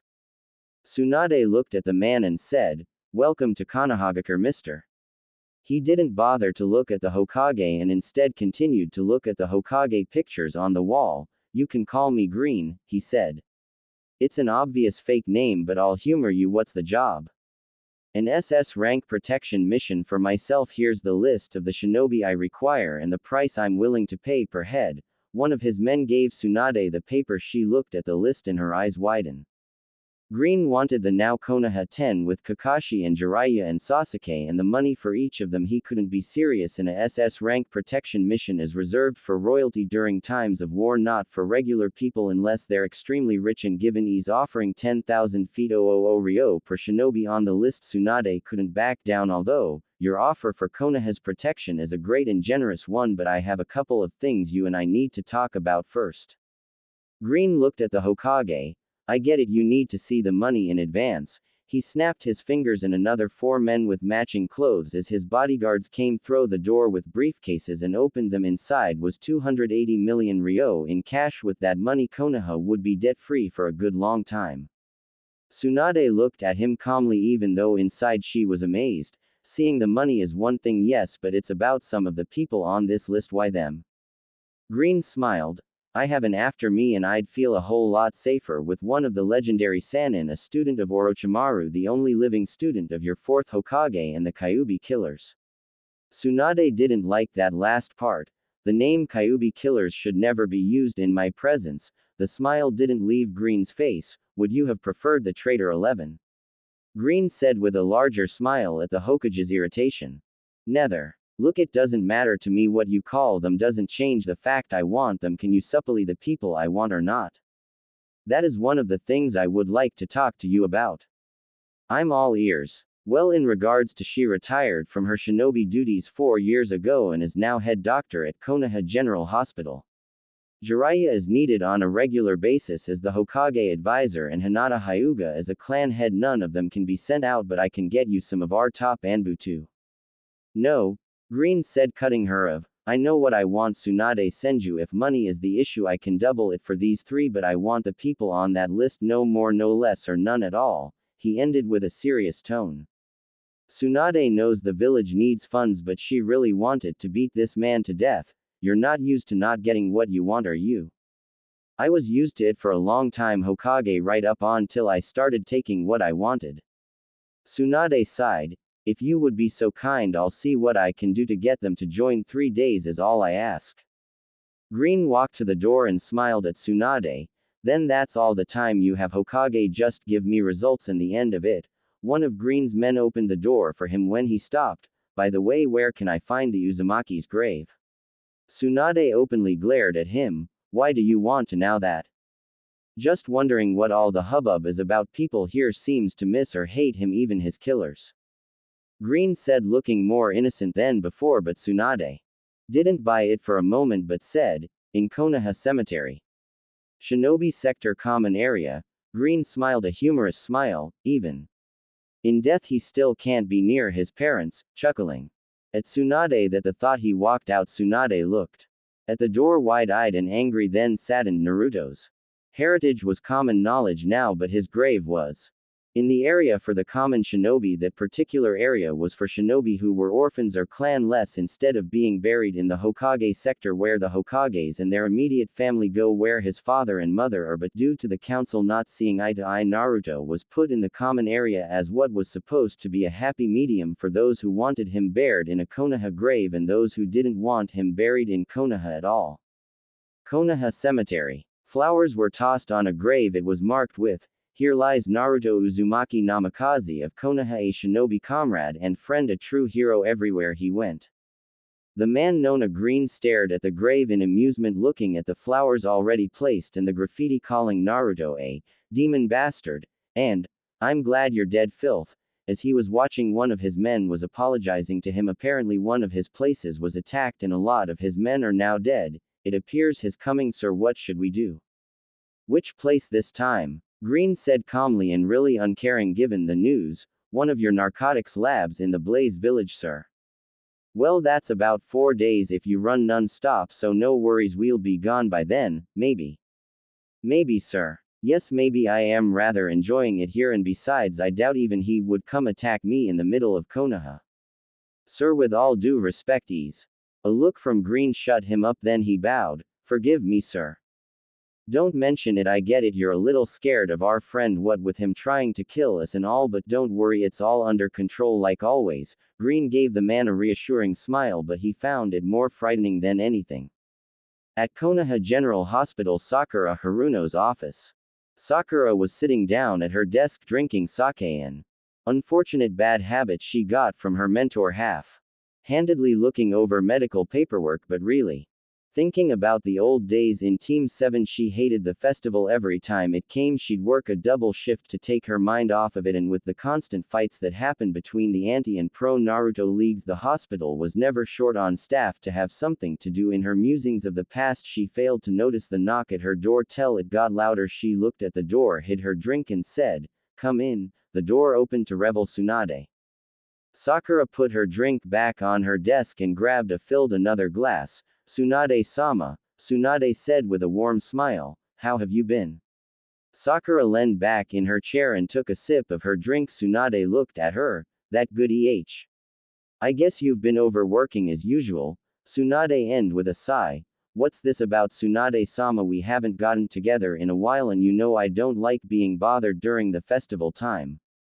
Tsunade knew all too well Sakura's feelings about the festival. She still hasn't forgiven herself or Tsunade about the Naruto incident. Tsunade gave Sakura an apologetic look. "Sakura, this is going to be hard to ask, but I need you to return to active duty as a shinobi." Tsunade flinched at the 1,000-yard stare Sakura gave her. "What was that, Hokage-sama?" Tsunade gave her a sympathetic look. "We have a client going by Green. He is paying for a SS rank protection contract with Konoha, but he wants Jiraiya, Sasuke and Kakashi and the Konoha 10 as a whole, you included. If he doesn't get all of you, he'll straight up cancel the whole thing." Sakura, "Konoha needs the funding and what he's offering we can't ignore. I wouldn't come to you if it wasn't this important." Sakura was angry. She had retired from the shinobi life after the war was over and has spent the last 4 years healing the people of Konoha and trying her best to get over her personal demons. She worked her way to being head doctor and surgeon. To ask this now, she looked at Tsunade. "Why me? Why can't he get some else?" Sakura yelled in anger. "I'm sorry, Sakura, but Konoha must come first in this. You must understand that sacrifices have to be made in order for the village's survival." Sakura glared at Tsunade. "Sounds like something Danzo would say." "That's not fair, Sakura. Neither is this, Tsunade. After everything that happened between us, you would take away everything I've worked hard for. How do you even know he's on the up and up?" Tsunade grabbed a glass Sakura poured earlier and chugged it. When she was done, she looked at Sakura. "He showed me the money he's offering, 10 million each, that's 280 million in total, and he even said he'd pay double for you, Jiraiya and Hinata. Do you understand what we could do with that money, Sakura?" Sakura gave questionable look. "Still SS rank protection? At that price, who or what is he running from?" "I don't know. I have 3 days to get you 3 to join, then we can get all the information and make a decision." "A decision that appears to have already been made, which is why I'm being forced back to active duty." "Oh, I'm sorry being asked." Sakura sighed. "Look, I know Konoha is in a bad place right now. I understand that much, Hokage-sama, but it's taken me years of non-stop work to get here. It wasn't just your training, it was my own. Well, now you want me to throw it out the window. How can you make up for that?" Tsunade was a little annoyed now. "Look, what happened with Naruto and the war is something that if given the chance I would change in a heartbeat, but I can't. All I can do is try to be the leader of this village, and right now it needs the money. I'm trying to keep any more wars from happening. Don't you dare think for a moment that you're the only one suffering, Sakura Haruno." Sakura glared at Tsunade. She long since lost her fear of the Hokage's legendary anger. "I had to kill my friend, my comrade, under your order, an order you didn't fully look into. I had to stop a whole armada of Iwa ninja." To protect the MASH base I was at and still had to deal with the death of my patients and staff because of the scouts that came from behind when reinforcements didn't arrive because some royal didn't see the point of spending the resources for the sick and dying and you did nothing to stop that from happening. Sakura's glare intensified, so don't tell me I can't complain when you come into my office to ask me to be a shinobi again to make some rich happy. Tsunade understood where Sakura was coming from since Naruto's death. Tsunade could barely hold her own in the Hokage chair. The war with Iwagakure didn't help either. Sakura, I have known suffering long before you were even born. I lost my brother lover and drive to be the best. She looked at her former apprentice, sadness unhidden. Naruto was the only person that was able to convince me to come back to Konoha and take up the mantle I hated so much. Tears fell from her eyes with every word. When I saw Naruto, I saw Naoki, I saw the son I never had or deserved to have. When I issued that order, I felt like not only was I killing Naruto, my only true successor and family next to Jiraiya, but the last piece of my soul. I keep the cage position and remained sober while doing it as my own punishment for the crime I have committed to such a good person that should have replaced me long ago. As angry as Sakura was with Tsunade, she was still sympathetic. I don't like this, but I'll join as the medic, but after this I'm done for good and you will never come to me like this again. Tsunade nodded. She left without saying a word while Sakura poured another drink, not really knowing which emotion to feel right now. Jiraiya, Tsunade's comrade and former teammate of Team Hiruzen. The official story is that he's the Hokage's advisor and spymaster of Konohagakure. In a way it's true. Jiraiya is still the spymaster, but times have been tough on him since Naruto's death. He drinks more than Tsunade ever did. He's quicker to anger and he doesn't even do his research anymore, to which Tsunade actually missed. She didn't like it, but at least it still showed that some small part of him was still alive. She's been having him take therapy, but it hasn't helped at all. Right now he's getting plastered at one of Konoha's shinobi-only bars, with all others in the room giving the legendary Sannin a wide berth, all except the one across the table from Jiraiya. It was Anko Mitarashi, the former student and only survivor of Team Orochimaru and third in command of T, and I wasn't one to run from anything, especially a drink. She sat there quietly, eyes locked on Jiraiya. It annoyed the Sannin to no end. He looked at her. What do you want, Anko? Jiraiya asked. Anko remained silent and had a sip of her drink. Everyone else is smart enough to leave me alone, why not you? Jiraiya said angrily. It's not about being smart, it's about being scared of you, old man. What? I know fear. I've experienced it because of that bastard teammate of yours, and I use it every day at work, and I am feared by reputation alone. I'm no Sannin, but I can be more scary than you could ever be. She stood up and whispers to Jiraiya. I'm just making sure we don't have another Orochimaru. With that she left, walking past Tsunade, who was coming in.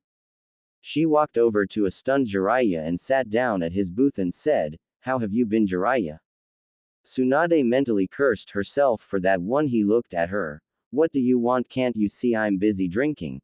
The years have not been good to Jiraiya. He had dark circles under his bloodshot eyes from lack of sleep due to a rescuing dream of Naruto and his father and mother's anger with him. He smelled of booze. His muscle tone has gotten thinner. His spiked hair got sticking and dirty due to lack of bathing, and depression was all too clear in his face. It broke his oldest friend's heart.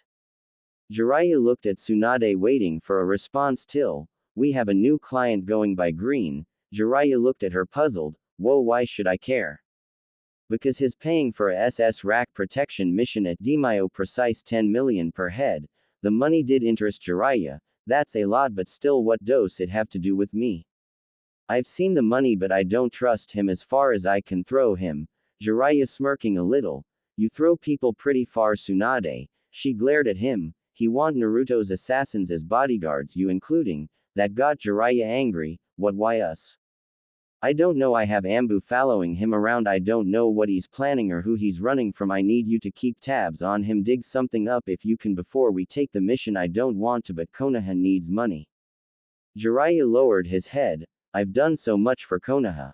Tsunade, maybe too much. I lost my student because I wasn't there because of Konoha. I lost the woman I thought of as a daughter-in-law because of Konoha. I couldn't even be there for my godson because I had a spy network to look after. For Konoha, I brought back my oldest friend to take up a position she despises because Konoha needed A leader, and with all that after I just was finally thinking I could be the godfather I should have been. For 13 years I had to kill my godson because of Konoha's bigotry and the suspicion of a psychopath. He poured another drink. Everything I've lost for this village, I understand now why you didn't want to come back and why you punished yourself now. A tear ran down his eye. I'm sorry Tsunade, I'm so sorry. With a look from their Hokage, all shinobi left the bar and the bartender walked over to the booth, dropped off a bottle and 2 glasses and locked the door of the bar and left to give them some privacy. In the Konoha Memorial Festival, Asuma and Kurenai were walking around checking out the sights. As they were, Asuma noticed something. It was the young man known as Green with his guards. Both he and Kurenai saw the Ambu on the roofs watching as he walked nonchalantly with his cane. He passed Asuma. They both turned and looked at each other. They looked down and took note of the sashes around the others' waists. Green looked at Asuma's, who did the same. He smiled and winked before leaving. Kurenai looked at Asuma. What was that all about?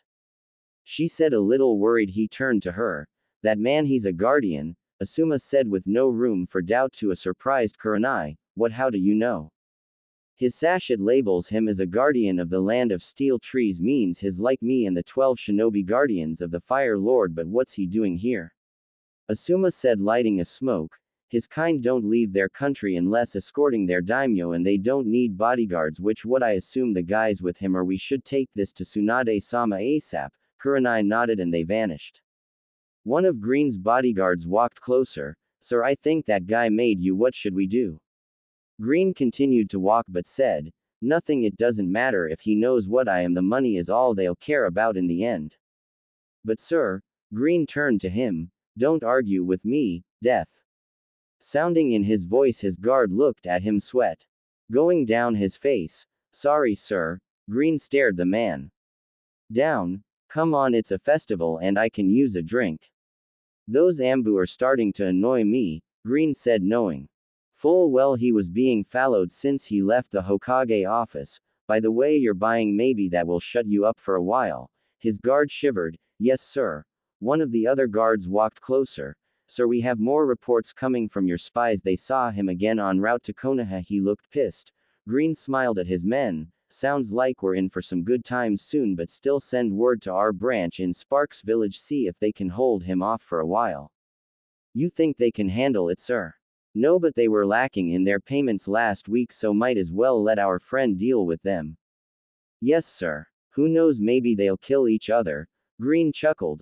Though I know it will be pretty one-sided. They'll at least make good meat shields till he gets here. Now let's get those drinks. His men shouted. Yes, sir.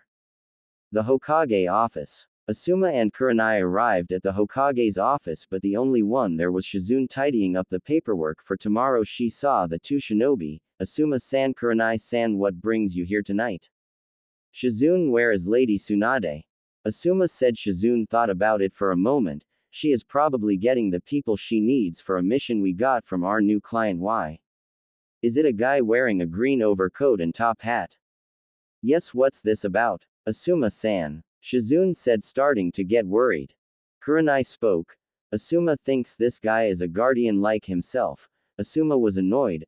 I don't think I know. He is. After I joined as a shinobi guardian, we did homework on other types of guardians around the nations. This guy is one from the land of steel trees. Shizune was surprised. Are you sure? Asuma, steel tree guardians only leave their land when they intend to kill someone. Asuma nodded, confirming. Kurenai was a little confused. Wait, I thought guardians never leave their daimyo's side and don't go on missions. Again, Asuma nodding, saying, that's right, so now you know why I'm confused. Shizune nodded but said, nevertheless, he's meeting with the council in 3 days and Tsunade is busy right now. You will have to see her tomorrow. Asuma was not pleased. What, why? Because she is trying to make this deal happen, but my advice is you're going to be representing your clan at the meeting, so make sure everything you say is right. The second day of getting Green's list finished came, and it took all of Tsunade's inner strength to leave Jiraiya in his room where she carried him. She wanted to be there for him, but duty called, so she had to leave. A passed out Jiraiya, still mumbling in his sleep, apologizing to the ghosts of his past. Next up, the Hyuga clan head. Hyuga compound training area. Hinata Hyuga was training with her sister after a long morning of politicking with the Hyuga council over her short reign as clan Head Hinata banned the use of the cage bird seal and was instrumental in turning the main and branch families into one big clan. She wasn't very kind in words with her speech of, get along or get out. It was more for the main branch than anything, but all understood. She also gives a small fortune every year to the Naruto Initiative, a charity to help orphans of war and the abandoned people of the elemental countries to great success, started by a now 21-year-old Inari with the backing of Koyuki Kazana. As Hinata was training, Neji walked up to her. Hinata-sama, Tsunade-sama is here to see you. Hinata stopped and looked at her sister. That's enough for today, Hanabi. Work on straightening out your arm strikes and speed. Naji here will help you. Hanabi nodded as her and Neji walked to the training dummies. In the Hyuga tea house, Tsunade was sitting cross-legged on the floor sipping her tea, waiting with 2 down and 1 to go. She hoped beyond hope that Hinata would join with the least complications, but even though she's the Hokage, politics with sending clan heads out on missions is a totally different thing. As she waited, thoughts have entered her head. She didn't like him one bit, and whoever was after him was probably strong and deadly enough for the SS-ranked assignment of former Akatsuki member. Someone in the bingo book. An entire nation. Green didn't seem like the kind of person to not to piss people off. She'll get to the bottom of it after the meeting. While she was on her way to the Hyugas, she also bumped into Asuma, who told her his finds on Green, making it more strange right now. Getting Green's list was a good way to get him to slip and tell her who he was. The door to the tea house opened, reviling Hinata. She wasn't one for kimonos or fancy dresses. Instead, she wore standard shinobi undergarb with a white coat, not unlike Tsunade's, but the sleeves were tighter around the arms and wrists, and a black strip going down the back with the Hyuga crest in white with the black background. Hinata sat down opposite Tsunade and nodded in respect to her cage. Tsunade-sama, clan head Hinata. Tea was poured in Hinata's cup by a Hyuga member. She picked it up and sipped it. What brings you here today, Tsunade-sama? Tsunade tried to be careful with the words. Konoha has a new client he's looking to hire us for a SS-ranked protection mission. If I'm not wrong, that is usually reserved for daimyos in times of war. Are we at war? Hinata eyed the Hokage. Not that I know of, but he is rich enough to pay the cost. Could be for who or what's after him is that deadly, or it could be for his status. I honestly don't know, Tsunade said. So you need Neji. Neji and you? That got Hinata's full attention. Pardon me, Hokage-sama. Now Tsunade was really careful when saying, the client goes by Green for now. He wants me to assemble a team of bodyguards he chooses. They are everyone involved in the Naruto incident. Hinata's eyes widened for a split second, then she looked at the Hyugas in the room. Everyone out. They bowed and left. Tell me everything, Tsunade-sama, Hinata said seriously. Don't leave anything you know out. Tsunade talked lightly. For right now we know wants everyone from the Naruto incident and that an assassin is after him, but Green already has bodyguards watching him. My guess is they're not trained shinobi, so he wants the extra backup. Hinata didn't seem happy with the lack of information. Don't clients normally have to give more than that for Konoha's help? Tsunade answered honestly. They do right now. The money is the big factor of why I'm trying to get you on board now, but after that Green has to appear in front of the Konoha Council for approval, where he must give us all the information. Hinata was cautious. The shinobi counselors only. Tsunade shook her head. Shinobi and civilian both, because it affects Konoha as a whole, considering the rank and prince. Hinata didn't like that one bit. How much is he paying? Tsunade was honest. 10 million a head and 20 million to get you Jiraiya and Sakura brings the cost to 310 million. Hinata was also honest. Those people won't look at the risk, only the reward. Tsunade agreed and spoke. I know, Hinata, but Konoha needs that money, and unfortunately we may have to deal with him. It frustrated Hinata. Did he say way he wants us? Tsunade lowered her head. He said he'd feel safer with the Kyuubi killers with him. That bastard. Hinata said angry. I know, but what can I do to get you to join? Tsunade said, hoping. Thoughts raced around Hinata's head as a clan head. Especially for the Hyugas, one must be prepared for anything. She know all too well a lot of the elders hated having the cage bird seal banned from use on the branch family and would use her absence as a chance to bring it back, and the former branch family would fight for their new freedom. It could be a war of families. She had to consider all options. Normally Neji would watch over things when she was away, but he's going as well, so that leaves one option. In order to make sure my clan continues to run smoothly, I will place you as interim head of the Hyuga clan Tsunade-sama, and I will join given that 5% of the money is donated to the Naruto initiative that is non-negotiable. Tsunade spat out her tea. What? Hinata looked at the Hokage. Under Konoha guidelines, if the clan head is away and no one is picked to run things, the Hokage takes control of clan affairs as interim head. I don't like it either, but my control on things would be challenged when I'm away. Tsunade saw the sense, but she had to say, but really 5%, do you know how much that is? She shuddered. 15,500,000, Hinata said nonchalantly and continued, would you prefer 10% Hokage-sama? Tsunade was sweating. Didn't think so. The Hyuga head said, then her eyes went dark under her lavender hair. Besides, consider this your chance to regain my full trust. I'm gambling on you, Tsunade, with the safety of my clan. Tsunade understood and nodded. When's the meeting? The day after tomorrow. Understood. My apologies, but I must attend to other business. Hokage-sama, I will see you at the meeting. If there is anything you need as interim clan head, Hanabi will be your second. With that, Hinata bowed and left her family's tea house while some Hyugas came to respectfully show Tsunade out. Now all she had to do was prepare for the council meeting with Konoha Council Chamber. Day of meeting. Tsunade spent the better part of the night making sure her questions and answers and facts were straightened out so she could counter anything Green sent her way. Something told her he could be a manipulating bastard when he wanted to be. As the council was getting into order, the clan heads with Hinata representing the Hyugas and Asuma for the Sarutobis were ready. The remaining Konoha 10, Sasuke and Kakashi on the side, standing at full attention when the chamber doors opened revealing Green and company. He walked and sat down. No bowing, no respect, no nothing. The council was not pleased. From the moment he entered, the council were not fans. A civilian councilor stood up. It is customary to bow before the council when entering the chamber. Others nodded in full agreement. Green looked at him with piercing green eyes. It sent shivers down their spines before smiling.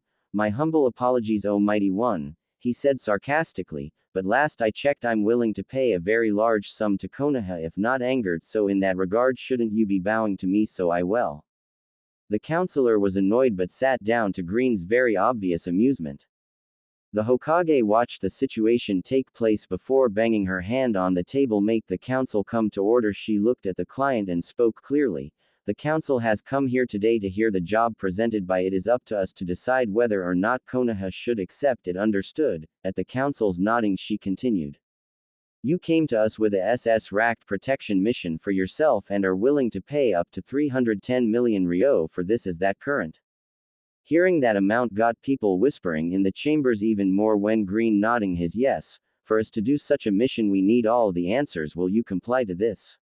Again Green nodded yes. First, what is your real name? Kamen. Guro Kamen, former guardian and now interim daimyo of the land of steel trees. The now known Kamen said, smiling at the look of the council. You're an interim daimyo, Tsunade said, shocked. Going on about 6 years now, Kamen replied. What happened to the actual daimyo? A councilman asked now more respectfully. He and his family were found dead, killed by the hands of an assassin with no other heirs. The position fell to the lead guardian, myself, Kamen said nonchalantly. Where were you during this? As a guardian, especially the head, you should have been with your daimyo at all times, Asuma said, not buying the story, which Kamen caught on to. Unlike your daimyo, mine liked his family time. He would normally spend this time alone and he wouldn't stand any objections on our part. That's when the assassin stuck. Asuma nodded but still didn't like the answers. Tsunade continued her questioning. Do you know anything about who's after you? He nodded. Do any of you know or remember the Taijustu, an assassin master known as the Shade?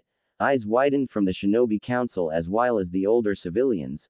The Shade, that's impossible. He died by Lord Fourth and Lady Kushina's hand back in the Third Shinobi War. One was there, Tsunade said in shock. If that's true, then how on earth did he train the Guardians of Steel Tree, I wonder? Kamen said, holding his chin in false thoughtfulness. Kamen looked at the counselors seriously for a moment. You see, the fight that is in Konoha's history books is false when the Shade and the Fourth and Kushina fought.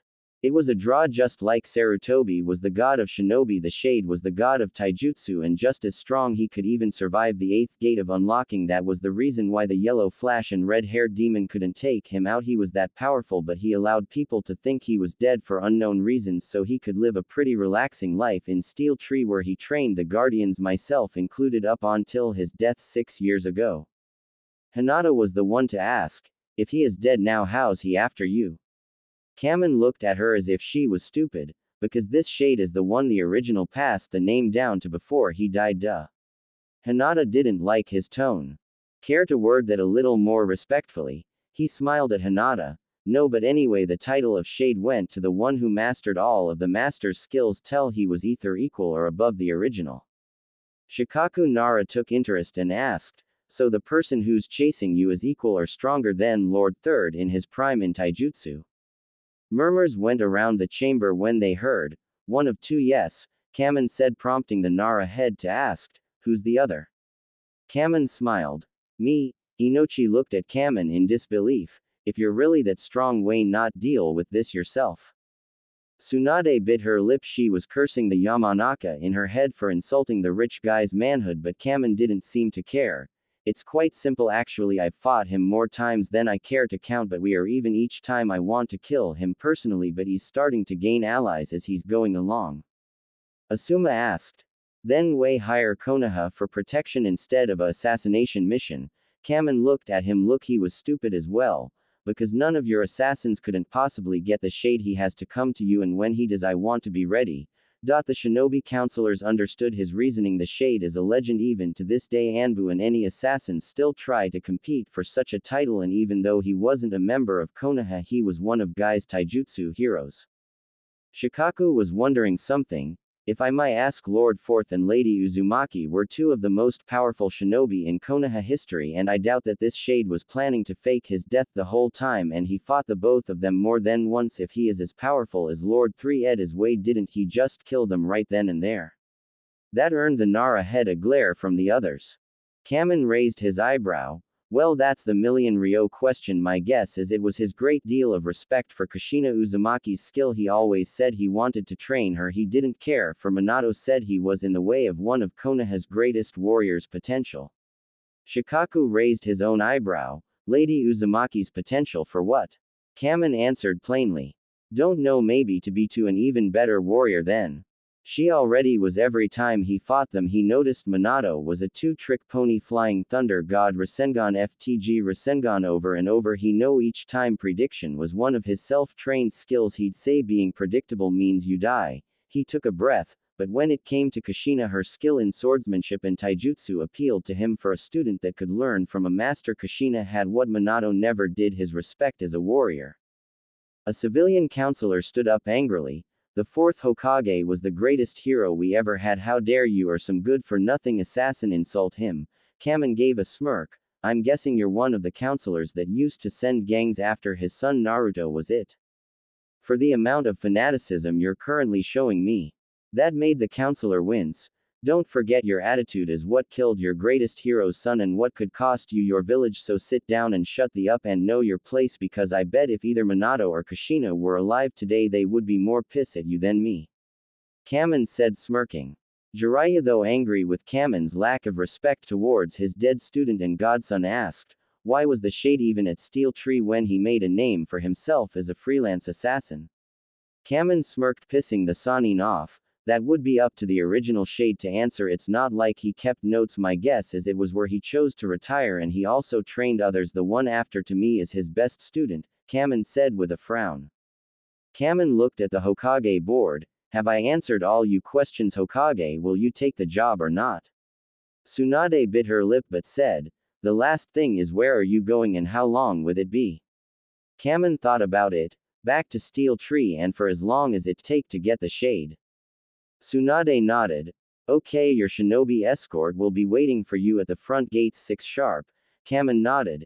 Excellent. He turned to his men and they left the briefcases on the table as he them left, not before saying to his new bodyguard. Tsubasa said, everyone dismissed.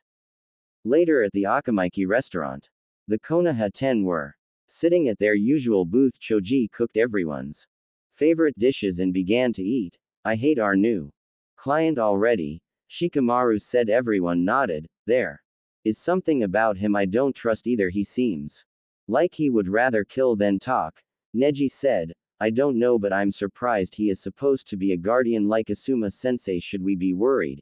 Ino asked. I'm more worried about this Shade guy chasing him, especially if he is as strong as the third, Kiba said. The god of taijutsu, incredible. I want to meet him and test myself against him, Lee said in all seriousness. Are you crazy, Lee? He'd kill you, Tenten said, angry. At least it would be an interesting fight, Lee countered. Ever since the Naruto incident, Lee has punished himself with constant missions training and even joined Sasuke's squad. Lee has a profound hatred for the Uchiha but follows orders to the letter. He has also been more realistic about shinobi life and is a stone-cold killer when he has to be, and more calm and detached from his friends. Nevertheless, we expected the contract. We have to deal with it no matter how troublesome it is, Shikamaru said, taking a sip of his drink. Sakura, however, had her own thoughts. Does it not make you wonder why he wants everyone responsible for Naruto's death? He was blatant about it too, Kita answered with, who knows, maybe he likes the Kyuubi killer angle. Lee gave Kita an annoyed look and said, or the traitor. 11 inches that made them lower their head. They ate their meals slowly, thinking about tomorrow. At the Red Leaf Shinobi Bar, Sasuke, Kakashi and Jiraiya sat at their booth talking about the goings-on around the village and about their new client. So Guro Kamen is a guardian like Asuma? That interesting, Sasuke said, sipping his drink. It's not as important as this Shade person that after him Minato-sensei used to tell horror stories about him. If you were on his list, nothing could stop him from getting you, Kakashi added, a little worried. Shade was a prick, plain and simple, Jiraiya said on his third drink to his companions first, but that didn't change the fact he was a strong one for someone who doesn't use jutsus, Kakashi replied. Jiraiya nodded at that and said begrudgingly, I did fight him myself a handful of times. He was able to counter everything I threw at him. He then added, but what do you expect from Hanzo, the salamander's old mentor? That made the other two men's eyes widen. But Hanzo is from a Megakure and the Shade is from Steel Trees. Why would he train Hanzo? Kakashi said, astounded. I doubt the Shade was originally from Steel Trees, but I guess he saw something in Hanzo that I saw in those 3 kids I trained from there. Maybe it's something the rain there that with people I don't know, Sasuke had to ask. Hanzo was a shinobi, but you said Shade wasn't. How did he train Hanzo? Hanzo was a samurai before he became a shinobi. I figured Shade trained Hanzo before he made the transition from one to the other, but might have helped him with his stealth skills afterward. Shade may not have been a samurai, but he knew his weapons. The two nodded. It made sense, kind of. Still, the way everyone talks about him, you'd think he was the boogeyman, Sasuke said. He was. We only found out know that he was alive after all this time. Like I said before, he may have been in Steel Tree, but I doubt he was born there. Even Kamen said it was his retirement spot. Jiraiya signed and continued, and to make matters worse, this new guy is supposed to be stronger. Shade wouldn't just pick anyone to carry his name. Jiraiya was visibly worried at that. Sasuke wasn't as brash and egotistical as he used to be, but still said, we have 2 Sharingan users and a Sannin. How could he beat that? He smirked, but Jiraiya looked at the boy in his eyes and said, a Sannin he's beaten back when I was in my prime, and Shade has killed dozens of Uchiha more than once, and with you 2 together is only equals 1 full set, saying it as brutally honest as possible. Sasuke didn't like hearing that, but let it go. No use in fighting Jiraiya on that. But he stood up. I'm going home. I'll update the men before the client gets there in the morning. He left without another word. The new and spooky information is going to bother him the rest of the night. That was a bit harsh, Jiraiya. Bit me, Cyclops. The day was nice. The sun just barely over the great Hokage monument. The time 5:45. The shinobi that would accompany Guro Kamen appeared to find their client waiting for them. To their surprise, Kamen looked at the escort with a smile. To the front was Jiraiya, a lot cleaner because of Tsunade's orders. He still looked like hell, but clean, wearing his usual attire. Kakashi, no book in his hand, not looking any better when he got the order from Tsunade for this mission. It surprised him to say the least. His self-hated for his part in the Naruto incident made him unfit for D-ranked missions, let alone high-priority escort, but he did want to get out of Konoha for a while. He spent the better part of his time in isolation from everyone, the ghost of his past always hunting him. Sasuke Uchiha, he now wear all black ambu attire with An Ibiki-style jacket and eye patch covering the horizontal scar on his removed right eye. Sasuke has proven his loyalty to Konoha, even going so far as to keep his tracker seal. He swear on his Uchiha name to rectify his mistakes of the past, and had since earned the respect of his comrades of his team, the Raven Corps, a hard-hitting team of Kiba and Akamaru, Rock Lee and Tenten. When they enter a village, no one tries to piss them off but still keeps his same traits. The only person he seems to want to talk to was his ex-teammate and sensei. He has also held up his search for Itachi until Konoha was back at tip-top shape. Sakura hasn't given Sasuke the time of day for 10 long years. For this mission she had her professional and cold domineer. She wear classic Jonin attire with a red cross on the right arm and a first aid kit with scalpels on her back waist. This was her get it done and go home type of attitude she had since the end of the Fourth War. Hinata wore a Jonin uniform with the Hyuga symbol on the back, hair in a ponytail, standing to attention, back straight, chin up, a stance befitting of a clan head. Gone was her timid self, now replaced with a person who had respect without needing to ask. Rock Lee had done away with the green tights and orange leg warmers he had as a sign to mark his place in Team Guy, and had on black Ambu gear, a turtle-style Ambu mask on, a symbolic respect for his former sensei, who would have eagerly given Lee his contract with the very summoning beast if Lee had the chakra needed to summon them. He hadn't spoken a word to many his old comrades in a long time. On his plate was the Raven Corps symbol. He didn't like Sasuke but followed his orders, and since his departure from Team Gue he studied as many martial arts as he could. Rock Lee was now a true taijutsu master. Shikamaru wear his Ambu captain gear on his right arm. Was his team symbol for his shadow stick unit, a team built of Shino Ino Choji Neji aka Konoha's patients.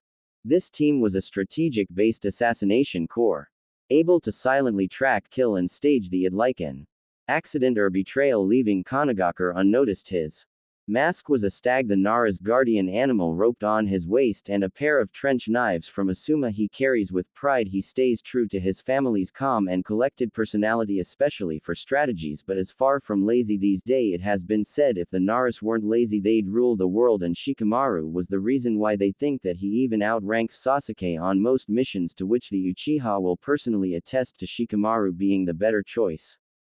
Shino was in Ambu gar with his beetle mask and a heavy jacket. Tenten had a faceless mask with no color except a two swords in an regular Ambu uniform and on the forehead in black. She also had a collapsible spar on her back and several scrolls holsters to her sides and lower back. Kiba had a dog mask and clawed gauntlets with his Ambu tracker outfit. Choji was wearing a Shadow Strike uniform and a large collapsible hammer holstered to his side he got from the war. His mask was a bull. He wasn't as big as he once was but wasn't trim either. From what he lost in weight he made up in speed. Ino had an Ambu uniform with an Anko-style jacket, though her was a dark purple. Her mask was a cobra like her tea and eye poison's mentor. Neji had on an owl mask so no one saw his Byakugan active to scan Kamen, where he found a hidden blade in his cane, two daggers behind his back, hilts down, and brass knuckles in his sleeves with a spring lunge for quick use, multiple flat throwing knives, and what really caught Neji's eye, a ring on Kamen's right middle finger that seemed to have stored chakra in it, and a seal on the silver skull of the cane that Neji didn't know about. He would have to tell Jiraiya about it. As the elite of Kanagakur were standing to attention, Shikamaru, Sasuke and Hinata were coming up with a plan of action with the client. The team will be a three-leader group of Shikamaru as the main, Sasuke as the second, Hinata as the third. Jiraiya and Kakashi were to be the last line of defense, for the client to be by his side at all times. Both hated the idea but both understood as well it hurt Tsunade to send these two out on a mission, but hoped time away from Konoha and away from Naruto's grave could heal them just a little. As Kamen watched the three interact, he noticed something from the corner of his eye, something creeping around the shadows. He grinned and looked to his escort, saying, "If we are heading out, I have an order for you." The three leaders looked at him. Shikamaru was the one to say, "And what would that be, Kamen-san?" Kamen looked at the rest. Out the escort. "Tell your men to remove those stupid masks. I want to see their faces." Sasuke raised an eyebrow. "Why would you want that?"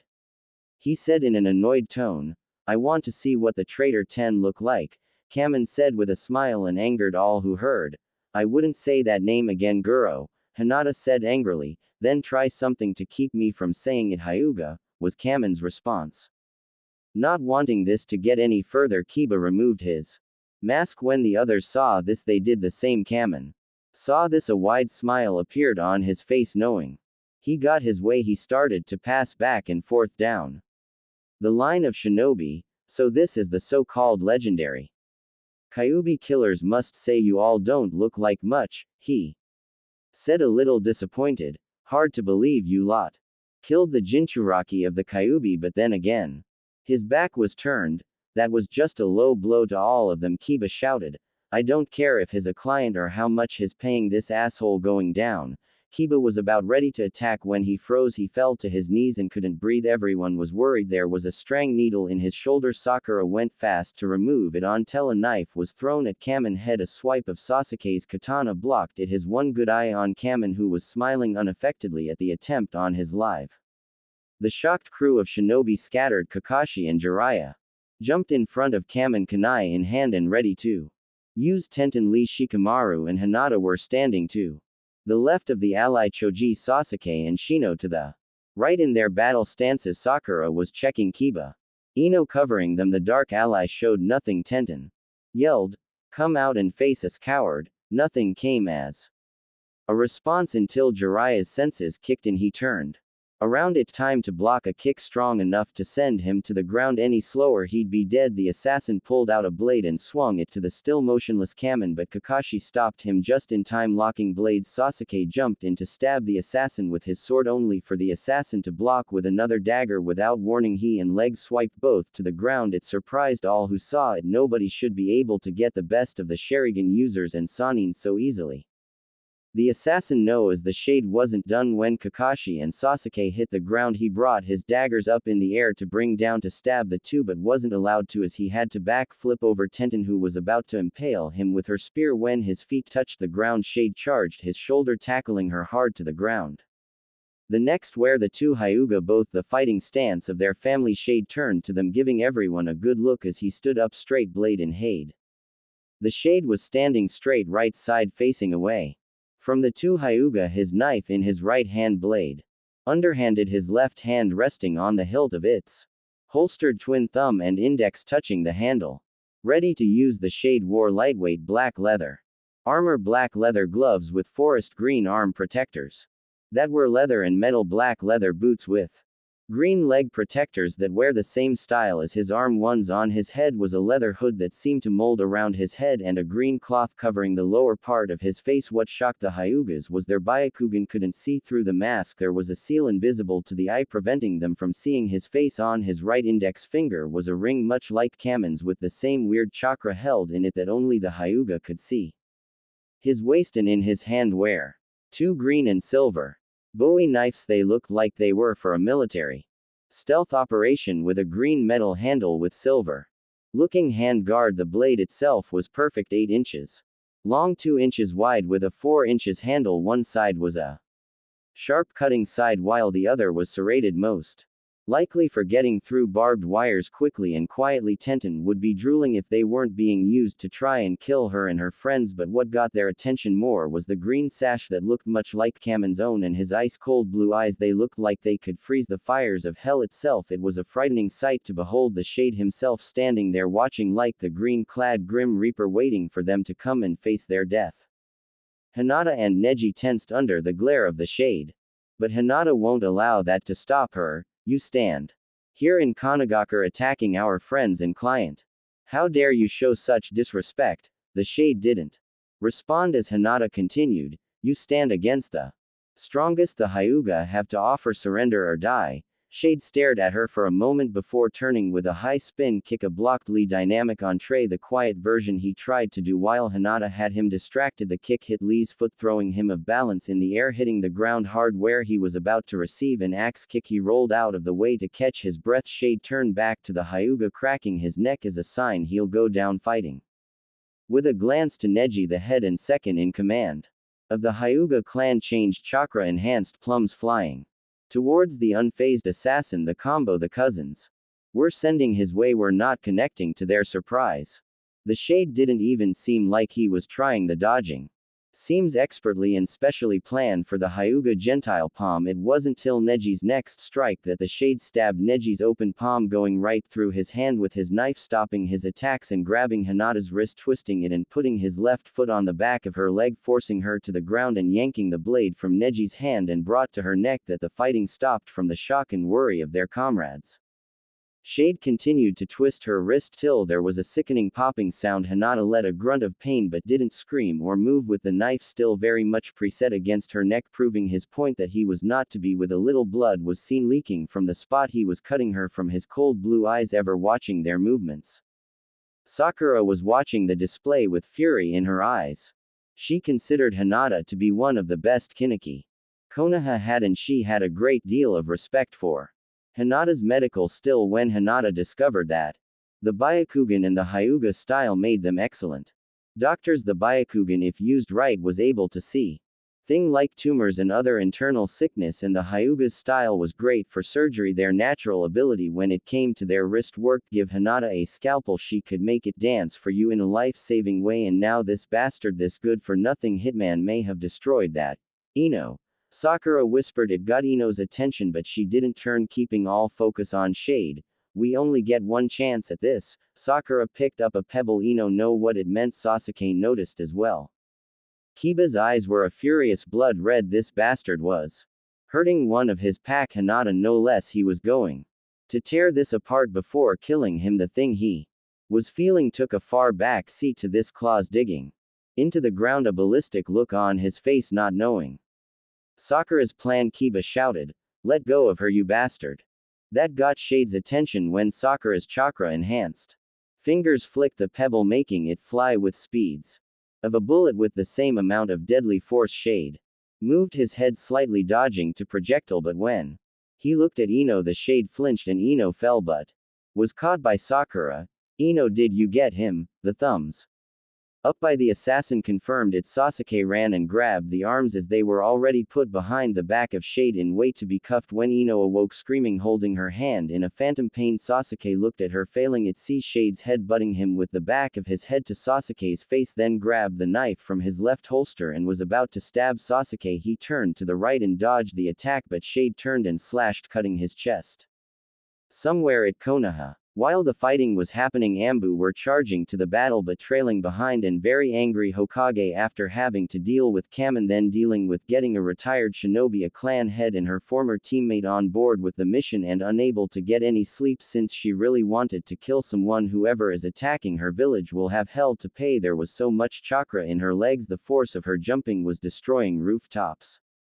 At the gates of Konoha, the Konoha 11, Kakashi and Jiraiya have had enough of this. Kamen, on the other hand, was sitting at a table of a nearby bar. His men broke into and have been pouring him drinks while he watched the show, unblinkingly enjoying himself.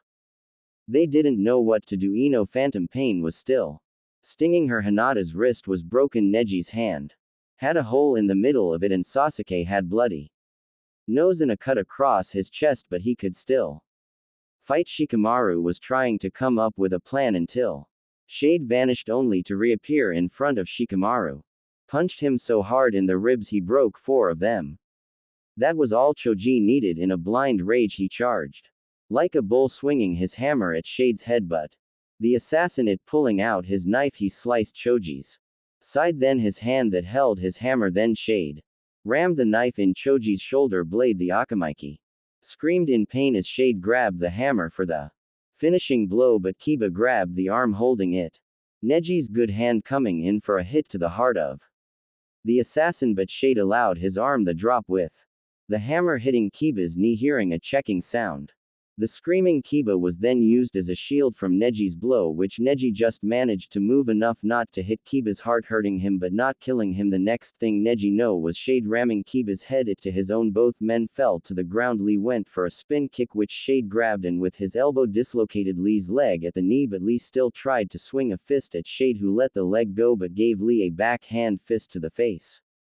Kakashi and Jiraiya had enough. Both men charged a Rasengan and Chidori, running full speed at Shade. Both were throwing Their destructive Judas at him. What happened next would echo throughout history. Shade flung his arms between the two jutsu, grabbing the men's arms while still holding their jutsu active arms. He pulled Kakashi forward so the two were on opposite sides of him. He pulled them with such force as their shoulders popped and was sending the Chidori towards Jiraiya and the Rasengan towards Kakashi. He was going to use them to kill the other with their jutsus of legends.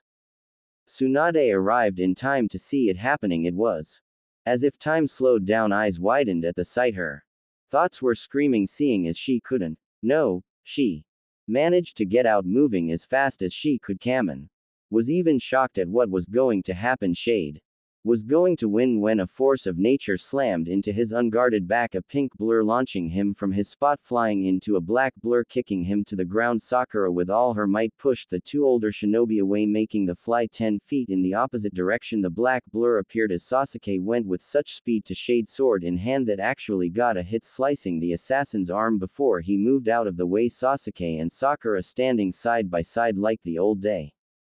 The assassin known as Shade inspected the cut eyes.